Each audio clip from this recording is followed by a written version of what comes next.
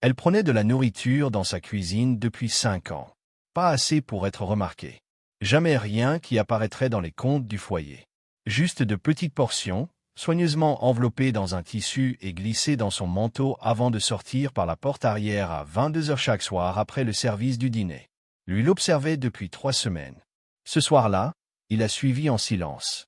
Arlan avançait dans l'obscurité, 3 pâtés de maison derrière elle. De Pacific Heights jusqu'à Western Addition. Des rues qu'il avait parcourues des centaines de fois sans jamais ralentir pour voir ce qui s'y trouvait. Il suivait le bruit de ses pas et se répétait qu'il savait déjà ce qu'il allait découvrir. Peut-être une transaction, un arrangement, ou quelqu'un à qui elle devait quelque chose. La nourriture manquante se traduisait dans le langage de cause à effet que son esprit, entraîné pendant 30 ans, maîtrisait parfaitement. Il y croyait, jusqu'au moment où il entendit sa voix. Elle lisait à haute voix. Il s'arrêta, quitta le trottoir et se glissa dans l'ombre d'une palissade de chantier, regardant à travers une fente entre les planches ce que cachait l'obscurité. Un chantier abandonné. Il connaissait cet endroit. Vantage Pacifique, 42 unités de luxe. Construction arrêtée depuis 18 mois lorsque le financement du promoteur s'était effondré. On lui avait proposé d'investir. Il n'était pas intéressé. Il n'y avait plus pensé depuis. Jusqu'à ce soir. Car à l'intérieur de ce chantier, dans un espace arraché aux débris et transformé d'une manière presque improbable en un lieu où l'on pouvait vivre, 4 personnes étaient rassemblées autour d'une petite lampe. Il vit d'abord les dessins. Du fusain sur toutes les surfaces disponibles. La ligne d'horizon de la ville, dessinée de mémoire. Des visages inconnus. Des constellations tracées par quelqu'un qui avait étudié chaque étoile jusqu'à ne plus avoir besoin de livres. Les dessins couvraient les murs du sol au plafond, comme si quelqu'un avait décidé que cet endroit méritait de durer. Il vit la femme aux béquilles d'avant-bras partager la nourriture en portions égales. Ses gestes étaient doux. Dans un coin, un jeune homme ne bougeait pas. Ses yeux ne quittaient jamais le visage de celle qui lisait. Il n'écoutait pas les mots. Il vérifiait simplement qu'elle était toujours là. Et il vit Mabel, sa domestique, la femme contre laquelle il construisait depuis 3 semaines un dossier méthodique. Assise au centre, sous la lampe, un vieux journal entre les mains. Ce journal semblait avoir été porté longtemps. Et la voix avec laquelle elle lisait, Arlan ne l'avait jamais entendue. Pas une seule fois en 5 ans. Ce n'était pas la femme qui travaillait chez lui. Arlan resta immobile. Il ne savait pas ce qu'elle lisait. Il ne savait pas qui étaient ces gens, ni ce qu'ils représentaient pour elle. Il ne savait pas depuis combien de temps elle venait ici. Il ne savait pas encore qu'elle se couchait affamée chaque nuit après les avoir nourris. Il ne savait pas ce qu'on lui avait pris, ni qui l'avait fait, ni que cette personne avait dîné en face de lui 11 fois en 4 ans. Il resta simplement là, dans le noir, et comprit, sans raisonnement, qu'il s'était trompé sur tout. Mabel Hélène s'était réveillée à 6h40 ce matin-là. La douleur l'avait tirée du sommeil à 4 heures. Comme toujours, elle avait cessé de lutter contre ça depuis longtemps. Elle restait allongée dans le noir jusqu'à ce que son corps accepte de se lever. La douleur ne disparaissait jamais complètement. Elle avait cessé de l'espérer. Elle se leva, se déplaça silencieusement dans la maison. 5 ans à vivre chez quelqu'un d'autre l'avaient rendue experte dans l'art de disparaître. Elle connaissait chaque planche du sol, chaque interrupteur, chaque bruit de la cuisine à chaque heure. Elle savait où Arlan gardait ses registres. Elle savait ce qu'il surveillait et ce qu'il considérait comme négligeable. Elle avait mémorisé ses habitudes jusqu'à ce que cela devienne instinctif. À midi, la douleur dans son côté gauche pulsait déjà. Elle avait encore sauté le petit déjeuner. C'était plus simple, moins à justifier, moins à ressentir.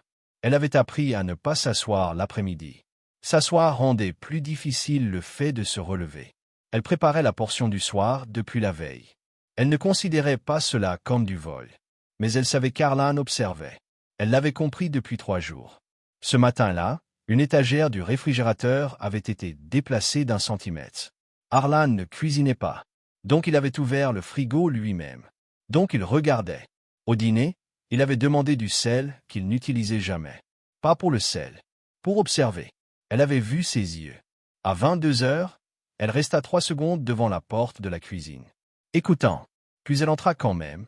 La maison où Mabel avait grandi se trouvait à 4 pâtés de maison de sel où elle travaillait aujourd'hui.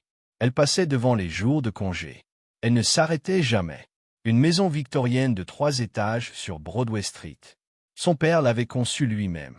Une maison construite pour prouver qu'il avait réussi. Ses parents moururent sur la Highway 101. Un conducteur brûlant un feu rouge les percuta à grande vitesse. Mabel était à l'arrière. Elle survécut avec une lésion de la colonne vertébrale qui paralysa son côté gauche. La maison ne devint pas la sienne. Elle devint celle de Gloria. Gloria Fontaine, la sœur de son père. Elle arriva avec des fleurs et un visage de deuil parfaitement joué. Elle obtint la tutelle légale en 2 semaines. Elle prit tout, la maison, les assurances, l'entreprise, les économies. Tout. Rien ne revint à Mabel. Au début, c'était supportable. Puis le minimum devint moins que le minimum. Petit à petit, Gloria cessa de la laver, lui donnait les restes, lui parlait avec impatience. Mabel apprit ce que signifiait être un poids. À 14 ans, Gloria la conduisit dans un centre et la laissa là avec un sac déjà préparé. « C'est mieux pour toi. » Puis elle partit. Mabel resta assise 2 heures. Elle ne pleura pas. Le centre dura 4 ans. Elle récupéra partiellement l'usage de son côté gauche. Suffisamment pour marcher, pour travailler, pour partir à 18 ans. Elle y rencontra 3 personnes qui comprenaient ce que signifiait être abandonné par ceux qui devaient vous aimer. André Calampriste, 24 ans aujourd'hui. Il en avait 20 quand elle est partie. Il est resté, toujours en train de dessiner, toujours en train de tracer des constellations sur chaque surface disponible. Elle prenait de la nourriture dans sa cuisine depuis 5 ans. Pas assez pour se faire remarquer. Jamais rien qui apparaîtrait dans les comptes du foyer. Juste de petites portions, soigneusement enveloppées dans un tissu et glissées dans son manteau avant de sortir par la porte arrière à 22 heures chaque soir après le service du dîner. Lui l'observait depuis 3 semaines. Ce soir-là, il la suivit en silence. Arlan avançait dans l'obscurité, 3 pâtés de maison derrière elle. De Pacific Heights jusqu'à la Western Addition. Des rues qu'il avait traversées des centaines de fois sans jamais ralentir pour regarder ce qu'elles contenaient. Il suivait le bruit de ses pas en se disant qu'il savait déjà ce qu'il allait trouver. Peut-être une transaction, un arrangement, ou quelqu'un à qui elle devait quelque chose. La nourriture manquante se traduisait dans le langage de cause à effet auquel son esprit avait été formé pendant 30 ans. Il s'en persuada, jusqu'au moment où il entendit sa voix. Elle lisait quelque chose à voix haute. Il s'arrêta. Il quitta le trottoir pour se glisser dans l'ombre d'une palissade de chantier et regarda à travers une fente dans les planches ce que contenait l'obscurité. Un chantier abandonné. Il connaissait cet endroit. Vantage Pacifique, 42 unités de luxe. Les travaux avaient été interrompus 18 mois plus tôt lorsque le financement du promoteur s'était effondré. On lui avait proposé d'investir. Il n'était pas intéressé. Il n'y avait plus pensé depuis. Mais ce soir-là, il y pensa. Parce que dans ce chantier à l'arrêt, dans un espace dégagé des débris de construction et transformé d'une manière presque improbable en un lieu habitable, 4 personnes étaient réunies autour d'une petite lampe. Il vit d'abord les dessins. Du fusain sur toutes les surfaces disponibles. La ligne d'horizon de la ville reproduite de mémoire. Des visages qu'il ne reconnaissait pas. Des constellations tracées par quelqu'un qui avait étudié chaque étoile dans un livre jusqu'à ne plus en avoir besoin. Les dessins recouvraient entièrement les murs, du sol au plafond, comme si quelqu'un avait décidé que cet endroit méritait de durer. Il vit la femme aux béquilles d'avant-bras répartir quelque chose en parts égales. Ses mains bougeaient doucement en servant la nourriture. Dans un coin, le jeune homme ne bougeait pas depuis qu'elle avait commencé à lire. Ses yeux ne quittaient pas son visage. Il n'écoutait pas les mots. Il s'assurait simplement qu'elle était encore là. Et il vit Mabel, sa domestique. La femme contre laquelle il avait passé 3 semaines à construire méthodiquement un dossier. Assise au centre de tout cela, sous la petite lampe, un vieux journal entre les mains. Le journal semblait avoir été porté longtemps. Et la voix avec laquelle elle lisait. Arlan ne l'avait jamais entendue. Pas une seule fois en 5 ans. Ce n'était pas la femme qui travaillait dans sa maison. Arlan resta immobile devant l'ouverture de la palissade. Il ne savait pas ce qu'elle lisait. Il ne savait pas qui étaient ces gens, ni ce qu'ils représentaient pour elle, ni depuis combien de temps elle venait ici. Il ne savait pas encore qu'elle se couchait affamée chaque nuit après les avoir nourris.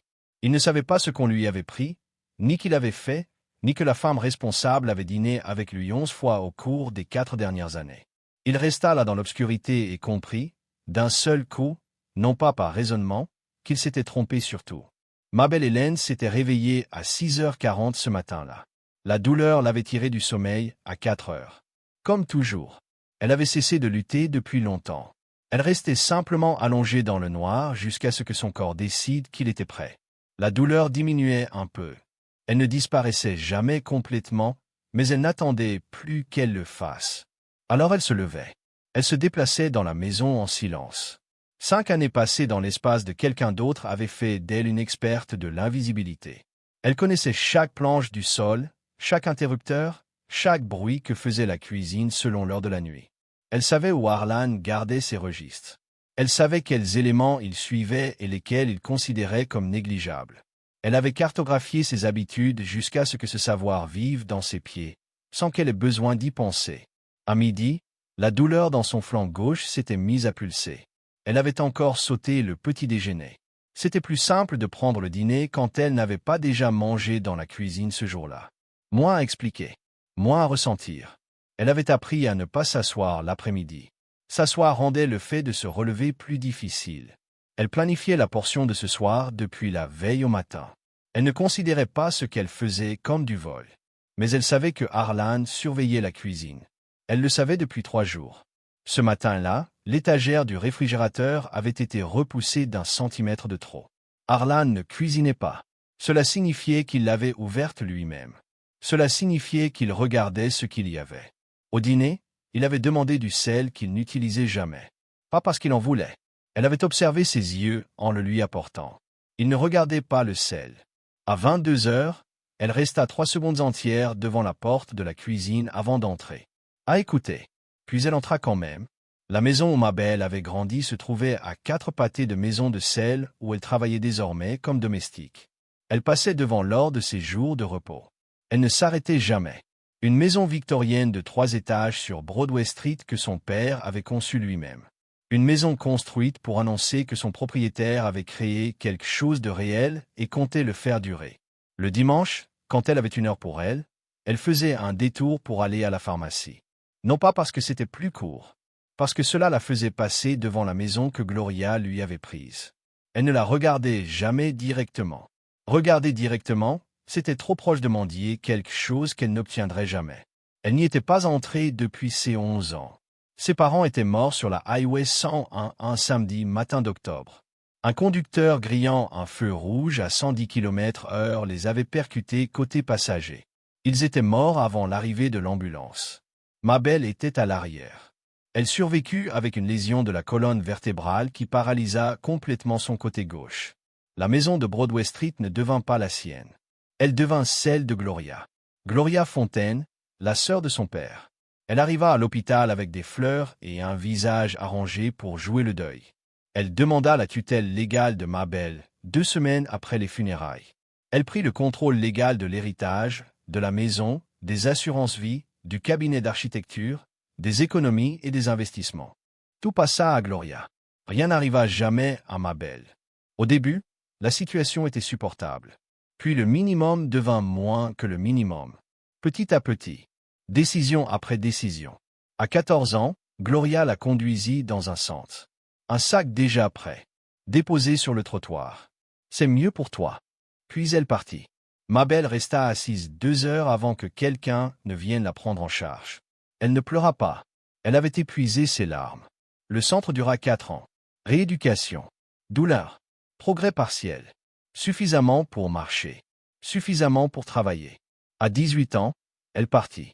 Elle trouva 3 personnes qui comprenaient ce que cela signifiait d'être abandonnée, André, Vera et Tobias. Quand le centre ferma, ils n'avaient nulle part où aller. Vera trouva le chantier Vantage Pacifique. Elle l'évalua comme elle évaluait tout, pour ce qu'il pouvait devenir. André dessina dès la première nuit. Tobias oublia tout, sauf les visages. Mabel les retrouva 8 mois après avoir commencé à travailler chez Harlan. Elle ne les trouva pas par hasard. Elle les cherchait. Depuis 5 ans, elle revenait chaque nuit. Son père tenait un journal, toujours dans la poche de son manteau. Il écrivait sur les chantiers, pendant les pauses, le dimanche matin quand la maison était calme. Le journal avait survécu à l'accident.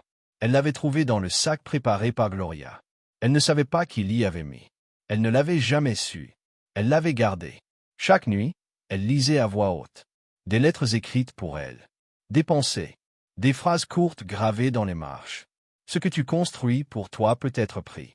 Ce que tu construis pour quelqu'un d'autre devient une partie de lui. Elle avait lu tout, sauf la dernière page. 3 semaines avant qu'il ne la suive, Harlan remarqua la nourriture manquante. Il analysa, traça, recoupa. Il confirma. Puis il la suivit quand même. Parce que quelque chose dans la précision de ce qu'elle faisait le força à vouloir comprendre avant d'agir. C'était nouveau. Il était déjà 3 rues plus loin quand il commença à se demander s'il ne s'était pas trompé sur plus que la nourriture. André, Vera et Tobias n'avaient pas choisi cet endroit pour le confort. Ils l'avaient choisi parce que l'alternative était la rue. Et en novembre à San Francisco, la rue n'était pas survivable pour leur corps. Vera organisa l'espace. André le transforma. Tobias apprit à faire confiance sans mémoire. André Callum-Priest avait 24 ans. Il ne parlait plus depuis 3 ans.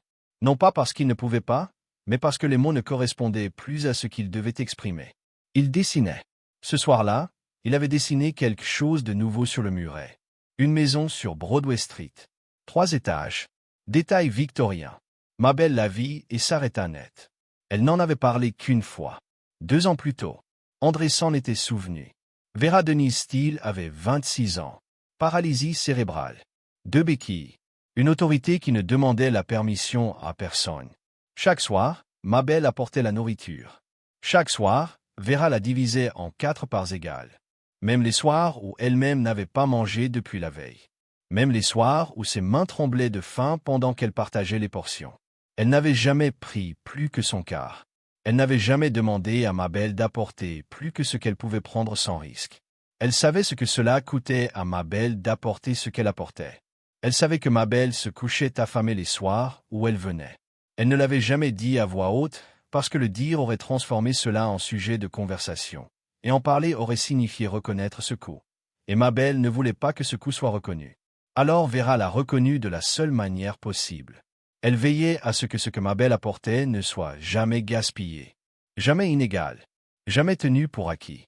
C'était le seul langage de gratitude que Mabel acceptait. Tobias Reed avait 23 ans. Il avait été agressé à 19 ans. La blessure lui avait pris la majeure partie de sa mémoire à court terme.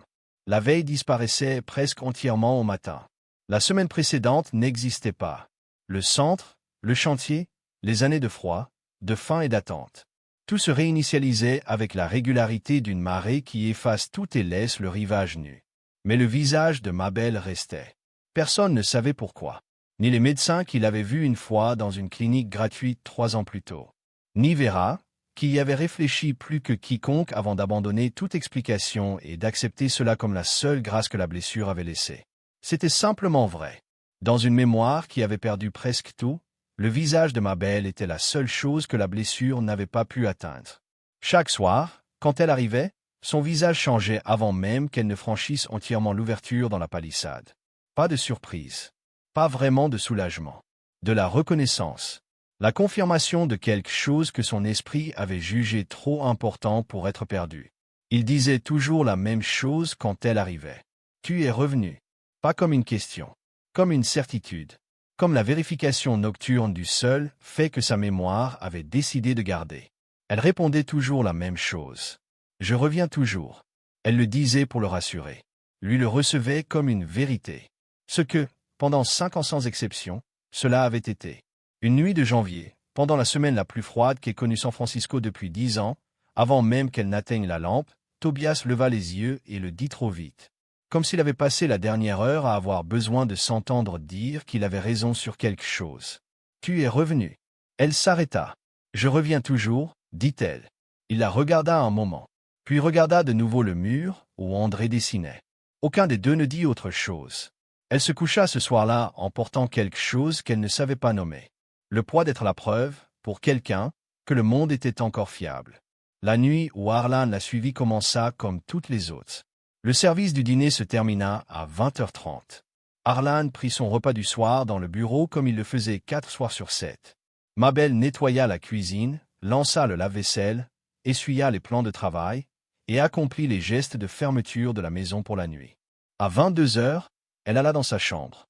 Elle revint à la cuisine à 22h15. Elle savait quoi prendre. Elle savait comment emballer. Elle savait exactement comment le manteau devait tomber pour que rien ne bouge pendant les 3 pâtés de maison. 4 minutes entre le moment où elle ouvrait le réfrigérateur et celui où elle sortait par la porte arrière. Elle ne savait pas que Harlan se tenait dans le couloir, juste derrière la porte de la cuisine. Elle ne savait pas qu'il était là depuis 22 heures. Elle ne savait pas que cette nuit était différente. Elle prit le journal et sortit dans la nuit de San Francisco. Harlan attendit 60 secondes, puis la suivit. Il se tint devant l'ouverture dans la palissade de Vantage Pacifique et observa. André dessinait, ajoutant quelque chose au muret. Des lignes que Harlan ne distinguait pas à cette distance, mais qu'André traçait avec la précision de quelqu'un qui termine quelque chose attendu depuis longtemps. Vera partageait les portions. Ses mains étaient stables malgré le froid. Tobias regardait Mabel. Et Mabel lisait. Elle lisait des matins que son père avait décrits. La lumière spécifique à travers les fenêtres de Broadway Street. La voix de sa mère depuis la cuisine. Le bruit de la maison quand tout le monde était là et que rien n'allait mal. Elle lisait les phrases qu'il avait écrites dans les marches. Elle lisait les lettres qu'il lui avait adressées. Ce qu'il voyait en elle quand elle était petite. Ce qu'il espérait pour elle. Harlan restait là, figé. C'était un homme qui traitait l'information rapidement et agissait efficacement. Sa carrière reposait sur sa capacité à analyser une situation, en identifier les composantes et agir. Rester immobile devant une palissade, regarder sa domestique lire à la lumière d'une lampe à 3 personnes dans la Western Addition. Cela ne correspondait à aucune catégorie de son mode de fonctionnement. Puis Mabel s'arrêta. Elle tourna une page. Elle regarda ce qui y était écrit longtemps. Puis elle leva les yeux vers André, Vera et Tobias. « Je veux vous lire quelque chose, dit-elle. Elle n'avait jamais dit cela auparavant. En 5 ans, elle n'avait jamais annoncé un passage. Elle lisait simplement. Mais ce soir-là, elle les regarda, avec quelque chose dans le regard, proche d'une demande. Puis elle lut la dernière entrée. Son père préparant la voiture, un samedi matin d'octobre. Sa mère faisant des sandwichs. La route vers le nord. Le rétroviseur. Sa fille endormie à l'arrière avant même l'entrée sur l'autoroute. Je continue de la regarder dans le rétroviseur. Elle n'a aucune idée à quel point. Mabel s'arrêta. La phrase s'arrêtait là. Elle n'expliqua rien. Elle ne dit pas ce que c'était ni pourquoi elle ne l'avait jamais lu avant. Elle laissa simplement la phrase inachevée exister entre eux. André posa son fusain. Vera ne bougea pas. Tobias regarda Mabel. « Tu es revenu ?» dit-il. « Je reviens toujours » répondit-elle. Harlan se tenait devant l'ouverture depuis 7 minutes sans bouger. C'était un homme qui avait passé sa vie à décider de la valeur des choses. Il n'avait jamais été aussi incertain d'aucun de ces critères qu'à cet instant. Sur le chemin du retour, il rédigea mentalement le licenciement. Clair, professionnel, immédiat, les coûts documentés, 3 semaines de preuve. Les mots venaient automatiquement. Arrivé au portail arrière, il se détesta de voir à quel point cela restait facile. Il entra, s'assit à la table de la cuisine, ouvrit le document de licenciement sur son ordinateur, puis le referma après 2 lignes. Les lumières étaient allumées. Il resta assis 40 minutes sans bouger, pensant au chantier, au dessin, à la femme aux béquilles, au jeune homme qui reconnaissait les pas, au journal, à la phrase inachevée. Mabel entra par la porte arrière et le vit. Elle ne s'enfuit pas. Elle n'expliqua pas. Elle resta là, en manteau, à attendre. Elle avait passé sa vie à attendre ce qui allait suivre. Combien de temps? 5 ans. Chaque nuit. Chaque nuit. Il la regarda. Puis la cuisine. La maison qu'il gérait comme un portefeuille. Chaque actif. Chaque risque. Chaque variable. Et cette femme, qui y vivait depuis 5 ans. Nourrissant 4 personnes. Se couchant affamée. Sans jamais rien demander. Tu passais devant la maison de ton père pour y aller. Vera se figea. Je sais ce qu'est la maison Fontaine, dit Harlan. Je connais la propriété. Je sais qui possède la société écran. Il marqua une pause. Je connais Gloria Fontaine. Mabel ne dit rien. Je ne savais pas que c'était ta tante avant il y a 2 jours. Je ne savais pas ce qu'elle avait pris. Tu dois comprendre ça. La cuisine resta silencieuse. Il tourna l'ordinateur vers elle. À l'écran, des documents. Acte de propriété. Transfert financier. Indemnité d'assurance. L'héritage Fontaine tracé sur 11 ans. Tout s'éloignant de la seule personne qui aurait dû en bénéficier. Mabel regarda longtemps. Elle savait qu'on lui avait fait du tort. Elle le savait depuis ses 14 ans, assise sur un trottoir avec un sac sur les genoux. Elle connaissait la forme de la perte, mais pas les chiffres, pas l'ampleur. Elle comprit pour la première fois tout ce qu'on lui avait pris. Je veux t'aider à le récupérer. Arlan ferma l'ordinateur. Pas comme un acte de charité. Comme une correction. Il y a une différence. Elle le regarda. Tout ça, dit-elle, tout ce qui peut être récupéré, répondit-il. À commencer par la maison. Gloria ne partit pas sans résistance. Quand les avocats la contactèrent, elle n'appela pas d'abord son propre avocat. Elle appela Arlan. Ils avaient partagé les mêmes tables de dîner pendant 4 ans. Elle pensait que cela signifiait quelque chose. Elle se trompait aussi sur ce point. Elle l'appela un mardi matin, et sa voix avait déjà perdu la stabilité qu'elle jouait dans des pièces où elle ne risquait rien. Elle dit qu'elle pouvait tout expliquer. « Je sais que vous pouvez, » répondit Arlan. « Ce n'est pas le sujet. » Elle dit que l'enfant avait été difficile, que les coups avaient été extraordinaires, que personne n'avait jamais reconnu ce qu'elle avait sacrifié en acceptant cette responsabilité. Puis, plus doucement, comme si la conclusion allait de soi. « Après tout ce que j'ai fait pour elle, c'est comme ça qu'elle me remercie ?» Arlan resta silencieux un instant. « Le prénom de l'enfant est Mabel, dit-il. Elle travaille à 4 rues de votre maison depuis 5 ans. Elle passe devant la maison que vous lui avez prise pendant ses jours de repos. » Gloria ne répondit pas. « Les avocats vous contacteront, dit-il. » Il raccrocha. Le processus juridique dura 4 mois. Arlan le finança entièrement. Le meilleur cabinet de contentieux immobilier et successoral de San Francisco. Gloria comptait sur le fait que Mabel n'aurait jamais les ressources pour enquêter. Elle n'avait pas été particulièrement prudente. Elle avait été à l'aise. Et le confort rend les gens négligents d'une manière que la pauvreté ne permet jamais. Gloria retarda chaque dépôt possible. Non pas parce qu'elle pensait gagner, mais parce que des gens comme elle croient que l'épuisement est une stratégie. La première audience dura 11 minutes. Gloria arriva encore habillée comme si elle incarnait l'innocence. La maison de Broadway Street était détenue via une société écran créée par Gloria 18 mois après l'accident. Les indemnités d'assurance. 2 polices importantes, versées sur un compte à son nom en tant que tutrice légale. Jamais transférées dans une fiducie au bénéfice de Mabel, comme la loi l'exigeait. Le cabinet d'architecture dissous, ses actifs liquidés 3 ans après le crash. Les fonds absorbés dans les comptes personnels de Gloria. Les économies et investissements prélevés sur 8 ans. Des flux documentés, constants, méthodiques. Mabel signa chaque affidavit avec la même main qui avait tenu un sac sur un trottoir devant un centre de soins. Tout était documenté. Tout était traçable. Tout fut restitué là où la restitution était possible. Gloria tenta de construire des récits à chaque étape. Le fardeau d'un enfant handicapé. Les dépenses de tutelle. Les sacrifices ignorés. Rien ne tint face au travail de l'expert comptable judiciaire. Le tribunal ne fut pas convaincu. Gloria perdit la maison. Elle perdit les fonds d'assurance récupérés. Elle perdit les actifs traçables. Elle perdit la société écran et tout ce qu'elle contenait. Et parce que les procédures judiciaires sont publiques à San Francisco, et parce que Pacific Heights est un écosystème social fermé à un certain niveau de richesse, la communauté de dîners privés et d'événements caritatifs découvrit exactement qui elle était. Pas par une annonce. Par exposition. Gloria avait passé 17 ans à jouer la chaleur humaine dans des pièces où cette chaleur ne lui coûtait rien, debout sur une structure qui ne lui appartenait pas. Elle ne garda pas les pièces. Mabel se tenait devant la maison de Broadway Street un jeudi matin de février. Elle y était passée tous les jours de repos pendant 5 ans. Elle n'avait jamais cessé de marcher.